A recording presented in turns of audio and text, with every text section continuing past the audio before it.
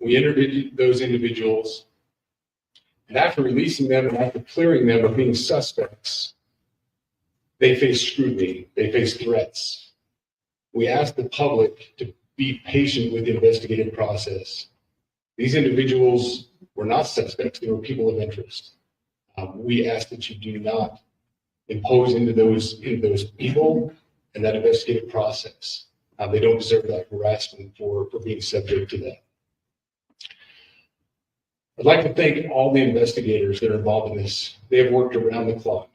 All day yesterday, through the night last night, investigators from the State Bureau of Investigations, from county, from city agencies, university, our federal partners with the FBI, the ATF, and many others. Those are just a few of the people that we have involved in this. I'd like to thank all of them for their strong work.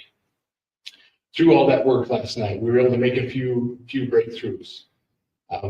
We were able to track the movements of the shooter. Starting at 11:52 a.m., the subject arrived on campus, shortly away from campus. We have tracked his movements onto the campus, through the stairwells, up to the roof, across the roof to a shooting location. After the shooting, we were able to track his movements as he moved to the other side of the building, jumped off of the building, and fled off of the campus and into a neighborhood. Our investigators have worked through those neighborhoods, contacting anybody they can with doorbell cameras, witnesses, and thoroughly worked through those communities, trying to identify any leads. We do have good video footage of this individual. We are not going to release that at this time. We're working through some technologies and some ways to identify this individual. If we are unsuccessful, we will reach out to you as the media and we will push that publicly to help us identify them. But we're confident in our abilities right now, and we would like to move forward in a manner that keeps everyone safe and moves this process appropriately. Last night, I communicated with Erica. The family's devastated. As a commissioner of public safety, as a father, as a husband, I can only imagine what that family's going through. The heinous event that happened yesterday is not Utah. This is not what we're known for.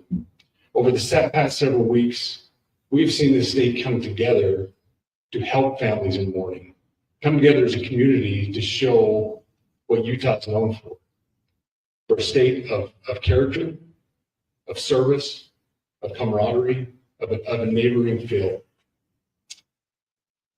We will not stand for what happened yesterday. We are exhausting every lead. We have every officer invested in this, every investigator, every local agency. The outpouring of support from the law enforcement community has been astounding. We are investing everything we have into this, and we will catch this individual. Having walked through the crime scene, through the hallways of this school, through the classrooms, I can't imagine what the people on scene felt as well. A horrific event where some of them barricaded in classrooms, some of them ran in fear. Can't overstate the tragedy and the horrific event that yesterday was, and how we will work to bring to justice the actions of one individual or any other individuals that assisted in that. Our state has gone through a lot, and we will come out successful. With that, I'll turn the time over to Special Agent Brooks. Okay. Good morning. My name is Robert Bowles, and I'm the Special Agent in charge of the Salt Lake Field Office.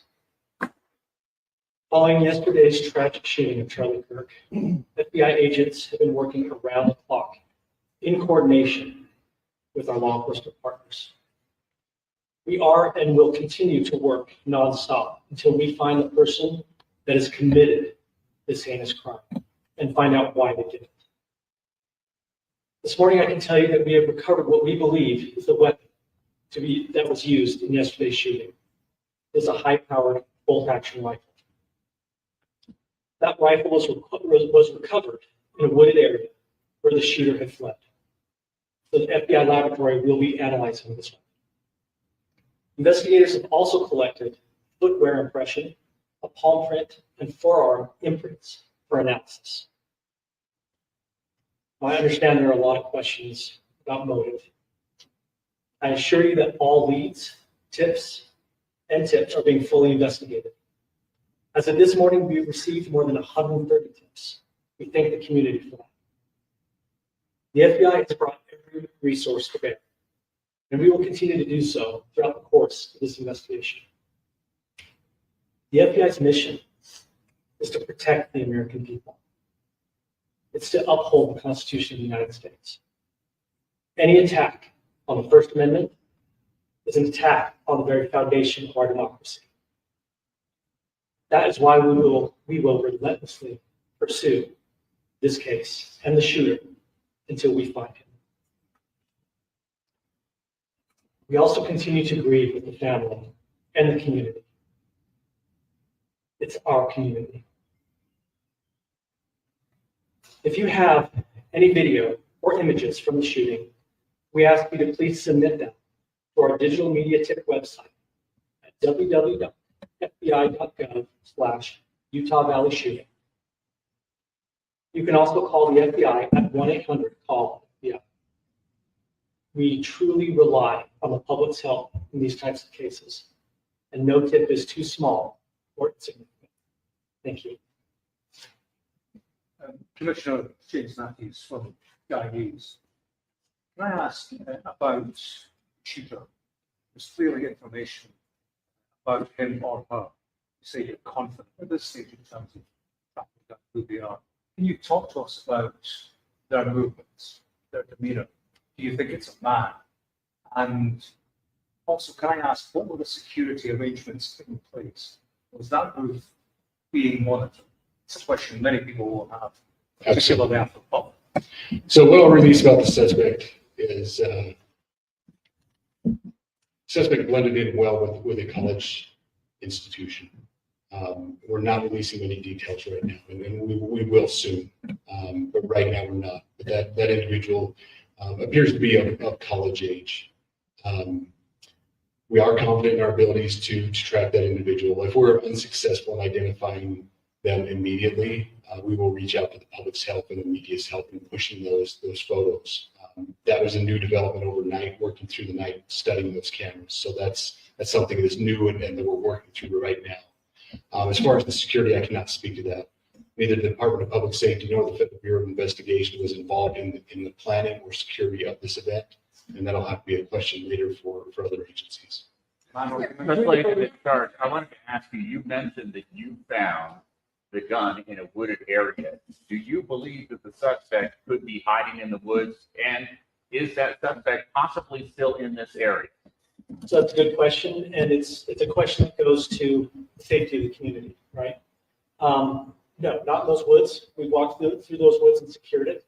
As to the community, I can tell you that this was a targeted event. We don't believe the community is at risk. However, we're exhausting every resource to find him, and we will do so. From the images you have, can you see clearly the suspect's face? You say he's college age, you believe he's from this university, and how far do you think he may have gone this time?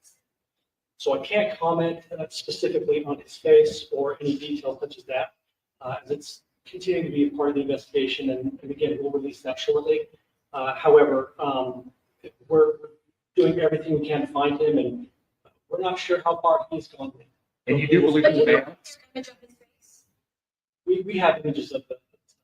So between those images and the photo? gun that you've been able to recover, do you believe you know who this person is, the person that you're looking for at this point? Again, as part of the investigation, we're not releasing any details of that. Any fingerprints or DNA? We are exhausting all of our resources to be able to collect those, but that's again part of the investigation. And how did the suspect get on the roof? Excuse me. You said you found the weapon. Have you been able to trace back the owner of that weapon or purchased it? We are working on that, but again, part of the investigation. Well, that's what- There's been a lot of turnover in the FBI that's impacting the investigation at all. Not at all. We've got complete and total support from everyone from the director on down, and it's been an incredible supportive environment so far. Are tweets like the one yesterday useful though, where we announced that the suspect in custody? All I can say is that we're working the investigation the best we have with the environment we're given. Those are all the questions for right now. Thank you, everybody. Just you say, did you believe it?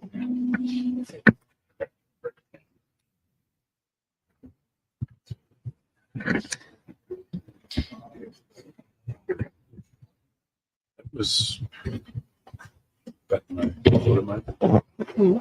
It's better than I thought it might be. Yeah.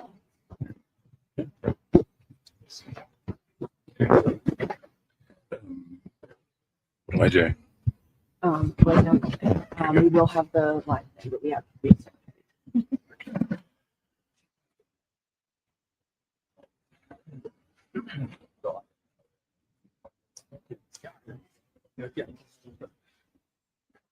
Yeah, go further.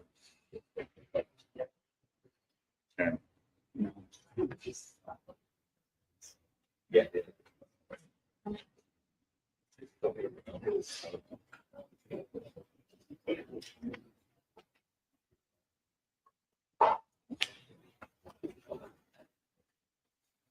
I don't know if we're All going. good, all good, thank you, yeah. Well, they seem pretty confident that they have an idea of this individual that they're looking for. And as the special agent in charge was walking away here, I mentioned that he I had said a the word question I wanted to many ask. times. And he did confirm that this subject there Is that okay? is a male. As you mentioned, they found that rifle in the I woods. get all good. I asked if they thought he might still be in the area. They said they searched that wooded area and they were able to clear it. The one thing that they did point out is that they were able to track his movements from very early on, from